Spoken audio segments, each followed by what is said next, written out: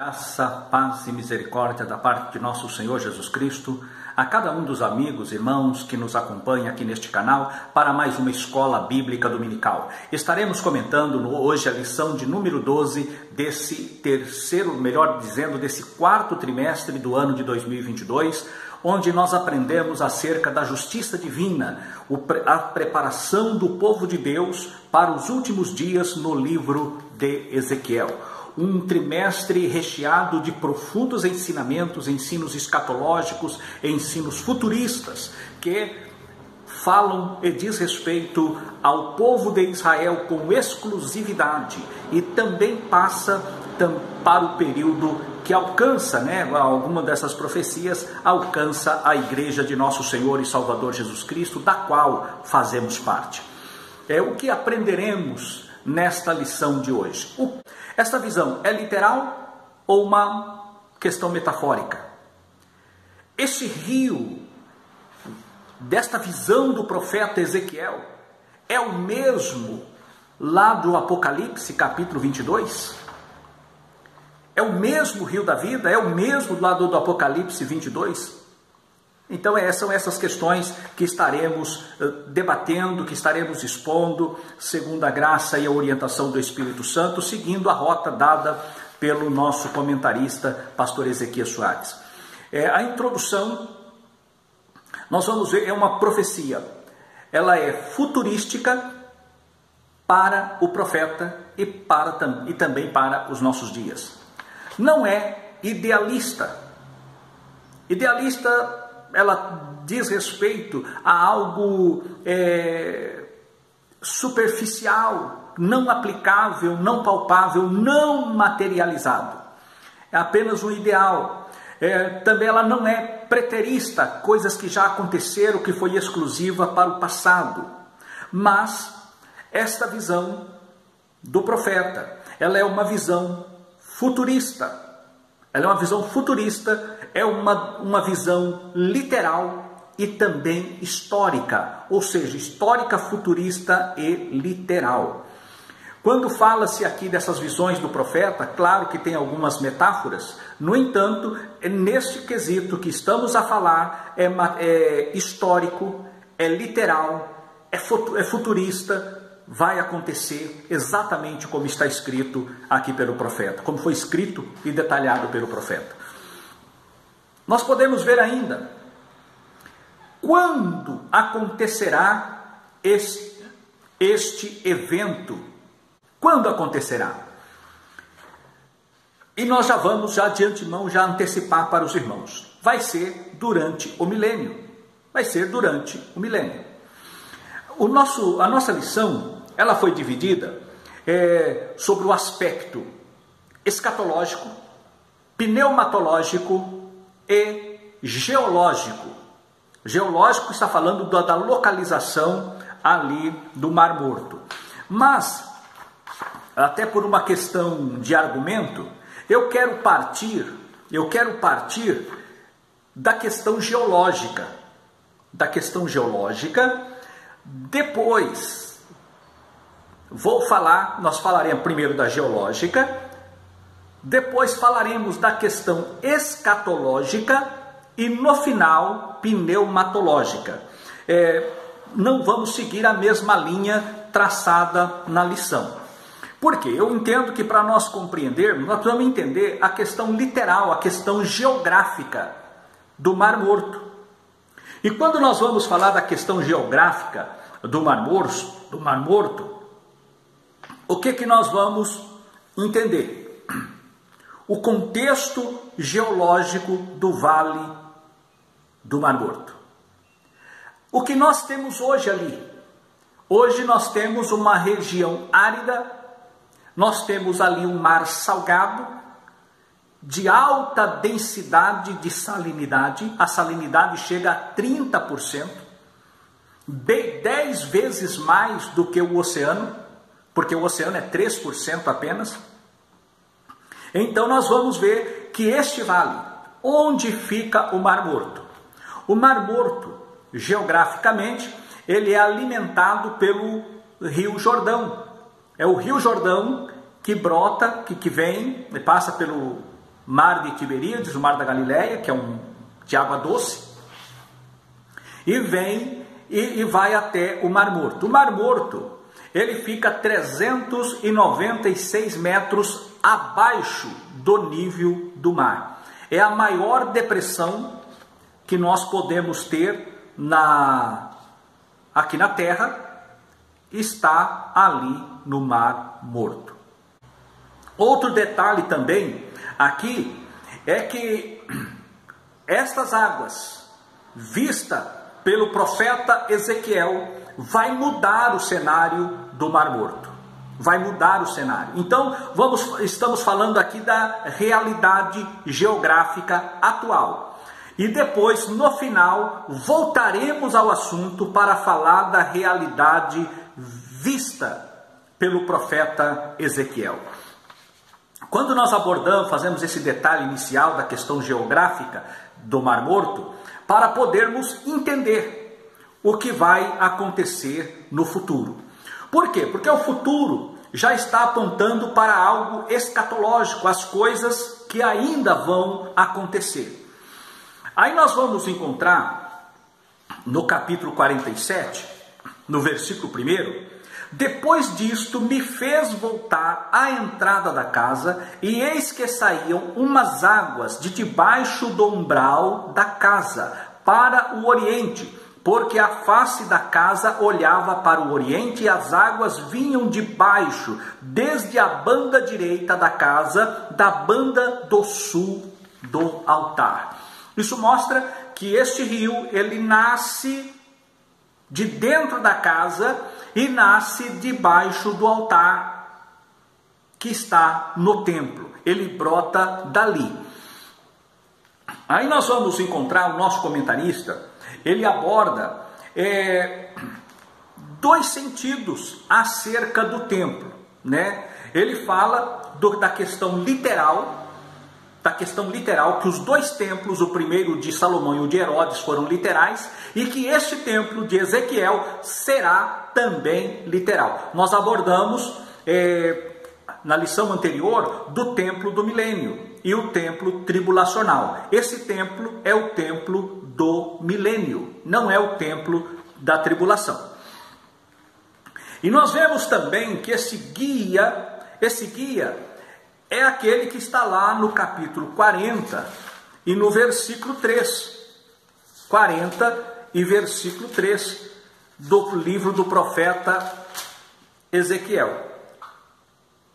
E havendo-me levado ali, eis que um homem, cuja aparência era como a de bronze, tendo um cordel de linho na sua mão, e uma cana de medir, e estava em pé na porta. Este homem aqui, com esta aparência, é o mesmo homem de fogo do princípio. E nós vemos que este mesmo homem está aqui agora a mostrar como falamos na última lição. Nós fizemos uma abordagem acerca deste homem que falou com Ezequiel, e foi este que o apanhou pela mão e o levou através aqui do capítulo 47, para mostrar a ele acerca do templo. Aí nós vamos ver que este guia celestial foi aquele que ele teve a visão do homem de fogo. É o mesmo. Aí nós vamos encontrar no capítulo 44 e no versículo 2, essa porta estará fechada, não se abrirá, ninguém entrará por ela, porque o Senhor Deus de Israel entrou por ela, por isso estará fechada. Isso mostra que os dois templos que já existiram, o de Salomão e o de Herodes, esta porta jamais esteve fechada, mas esta agora, em que trata aqui esta lição, ela estará fechada. Ou seja, que às margens desse rio, nós vamos encontrar que ele vai produzir árvores frutíferas, mas não apesar da similaridade, de Apocalipse capítulo 22 não é o mesmo rio do Apocalipse 22, como indagamos lá no começo da abertura desta aula. E mostrou-me o rio puro da água da vida, claro como cristal, que procedia do trono de Deus e do Cordeiro. Nota-se que lá em Ezequiel, no capítulo 47, está falando de um rio que nasce do templo, debaixo do altar. E agora que em Apocalipse, visto por João, ele brota do trono de Deus e do Cordeiro. Em outras palavras, aquilo que vai acontecer no milênio é como se fosse uma aplicação ao Éden, ao rio do Éden, porque lá no Éden também havia rios. E agora no milênio haverá também esse rio, que não é o rio do Apocalipse 22. Esse rio do Apocalipse 22 é o rio que vai acontecer na eternidade. No versículo 2 diz: no meio da sua praça, e de um e de outro lado do rio, estava a árvore da vida, que produz 12 frutos, dando seu fruto de mês em mês, e as suas folhas, e as folhas da árvore são para a saúde das nações. Este rio, aqui do Apocalipse 22, já está falando do novo céus, já está falando da nova terra. Então nós estamos olhando aqui, já é para as questões finais. Já é para as questões finais aqui o Apocalipse. Agora, a questão de Daniel, de Ezequiel, está falando ainda no período milenial, no período do milênio. Então o rio de Apocalipse 22 aponta para o novo céus e a nova terra, enquanto que o capítulo 47 está falando para o período do milênio. Bem entendido esse detalhe, aí nós vamos para o outro passo. O passo é a implicação pneumatológica. Esta aplicação pneumatológica é a questão do espírito, é a questão espiritual, porque a água é um dos símbolos do Espírito Santo. A água é uma tipologia do Espírito Santo. O Senhor Jesus disse: aquele que crê em mim, como está aqui no nosso texto áureo, aquele que crê em mim, como diz as Escrituras, rios de água viva fluirão do seu interior. Se fará nele, uma outra passagem, o Senhor diz: aquele que crê em mim, como diz as Escrituras, quem crê em Jesus Cristo, se fará nele uma fonte que salta para a eternidade. E agora, quando nós olhamos para esse texto, para essa aplicação a respeito desta simbologia, muitas vezes eu já ouvi, já ministrei nesta passagem mensagens evangelísticas, mensagens de avivamento, e é perfeitamente aplicável uma mensagem de avivamento, porque fala do Espírito Santo, e o Espírito Santo é o que promove a vida, é uma simbologia do Espírito Santo. A nossa vida espiritual, não é Deus é quem determina a minha profundidade espiritual. Não é Deus que determina às pessoas o seu limite espiritual. Mas essa questão espiritual nós entendemos por inferência, por esta passagem, que quanto mais a pessoa busca de Deus, mais de Deus ela vai receber. Quanto mais uma pessoa almeja receber de Deus ela vai receber. Se ela busca com sinceridade, se ela se entrega a uma busca para um renovo espiritual, verdadeiramente ela será renovada espiritualmente. Tenho aqui, eu lembro, no nosso período de mocidade, quando teve um congresso dos jovens, e ali, naquele congresso, um grupo de jovens começou a orar, a jejuar, a santificar a vida, para receber batismo no Espírito Santo e também receber um arrebatamento de espírito. E o que aconteceu naquela festa de mocidade? O Senhor arrebatou duas jovens tiveram arrebatamento de espírito e tiveram experiências espirituais com Deus. E elas vieram e trouxeram a revelação recebida de Deus, disse à igreja, testemunhou a igreja, e a igreja foi edificada com aquele testemunho. Então porque o Espírito Santo, aqui nós vemos as dimensões, ele mede 1000 côvados, que é mais ou menos 460 a 500 metros, eram águas que dava pelos tornozelos, mediu mais 1000, que dava nos joelhos, mais 1000 côvados, ou seja, 500 metros, mais 500 joelho, mais 500, já dava nos lombos, aí mediu mais 500 metros, 1000 côvados, já eram águas que não se podia andar, eram água que deveria se passar a nado, e o profeta então nada nessas águas. É a maneira das dimensões espirituais que nós possamos viver. Isso fala de avivamento espiritual. E nós estamos vivendo, nós temos 2 pontos, 2 linhas de pensamento. Uns acreditam que haverá antes do arrebatamento um grande derramamento do Espírito Santo, um grande avivamento, mas com devido respeito a quem pensa e assim desta maneira crê, eu acredito que o arrebatamento, esse grande derramamento, essa disponibilização dos dons espirituais, de buscar os dons espirituais, está aberto para quem quiser. O tempo da pessoa buscar e se encher do Espírito Santo é hoje, é agora, é neste momento. Este é o tempo da pessoa buscar, se revestir e se encher do Espírito Santo. E é neste tempo, num tempo como este, que o Senhor há de voltar para buscar a sua igreja. Então, nós não podemos esperar algo mais do que Deus já tem feito no nosso meio.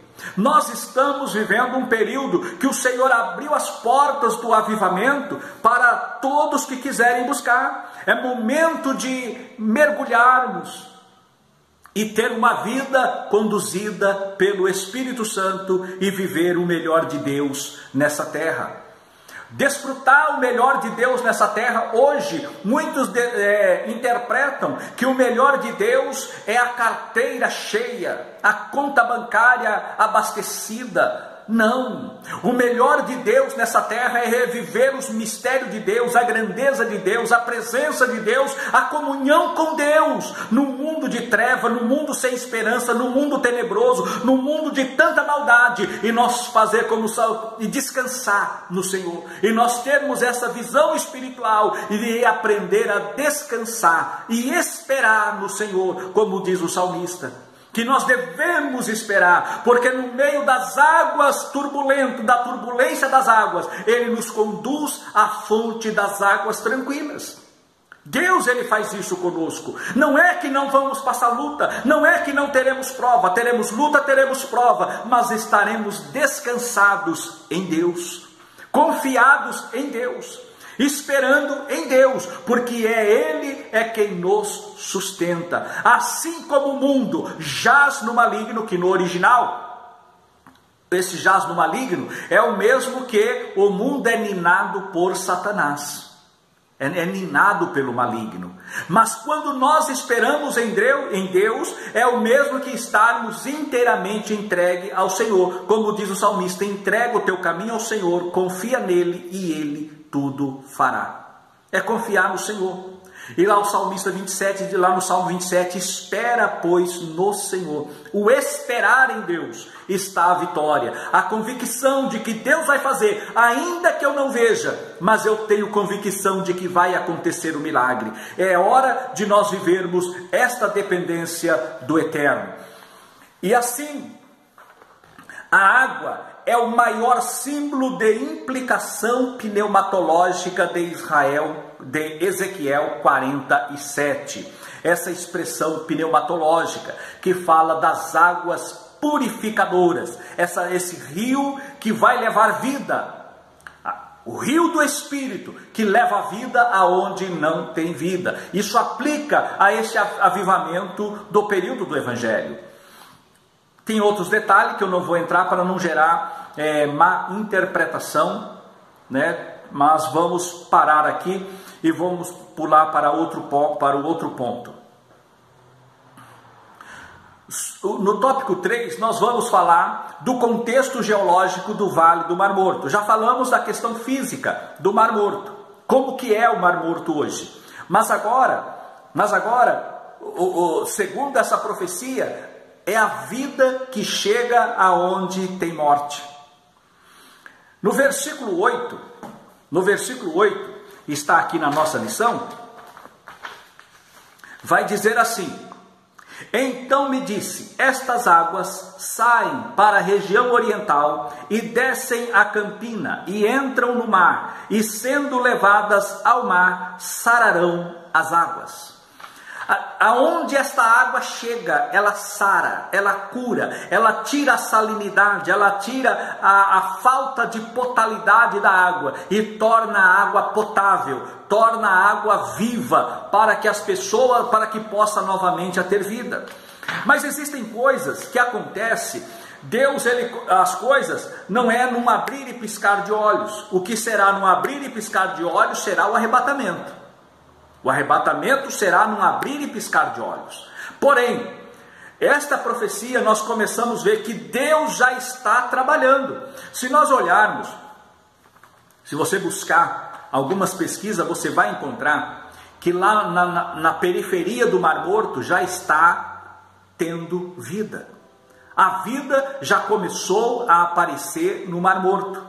Está tendo vida. Em alguns pontos ali, na periferia, antes de entrar no mar, já está começando a ter vida. É algo que Deus prometeu que vai fazer. Agora, quando essas águas purificadoras passarem, estas sim levarão a vida em abundância ao Mar Morto. Engedi é um pequeno oásis localizado no deserto da Judéia, próximo ao Mar Morto, onde Davi se acampou quando perseguido por Saul. Está em 1 Samuel, capítulo 23 e o capítulo 24.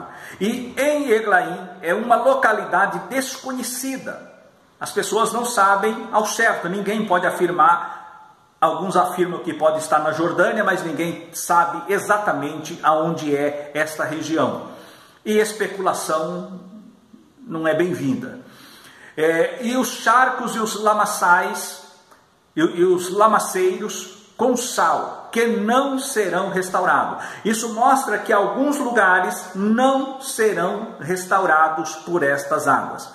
Aplicando na questão do Evangelho, o Evangelho alcança o mundo todo. E aonde o Evangelho chega, ocorre salvação. Porém, nem todos aceitam o Evangelho e a mudança proposta para serem salvos. Nem todos aceitam. Então essas águas purificadoras que vai entrar no Mar Morto sem vida, levará vida, mas nem tudo será restaurado. E nós vamos ver aqui ainda que as abundâncias de árvores, como resultado das bênçãos das águas purificadoras na região do Mar Morto, é a prova da nova realidade milenial. Haverá árvores em abundância naquela região árida, naquela região desértica. Ela será reverdecida, como diz o profeta Isaías, que vai reverdecer, o deserto reverdecerá, porque haverá as águas purificadoras. Assim nós vamos chegando no final para concluir esta lição, que é a penúltima lição desse trimestre. E quero fazer aqui uma abordagem. A Bíblia fala de três rios. Lá no Éden, fala de um rio, fala dos rios do Éden. Aí nós vamos ver que no milênio, nós vamos ver este rio sendo restabelecido. E fala da eternidade, novos céus e nova terra, o rio na eternidade que vai falar da árvore da vida. Então, são 3 pontos interessantes que nós vamos ver lá no Éden, o primeiro rio, depois no milênio, este rio, e aí depois na eternidade, novos céus e nova terra, em Apocalipse 22, o rio da eternidade, onde nós vamos ver a árvore da vida. Então, são detalhes que o tempo não permite e o espaço não dá para comentarmos esses detalhes. Mas que Deus os abençoe, que Deus os guarde e até a próxima lição, se Deus quiser. Amém.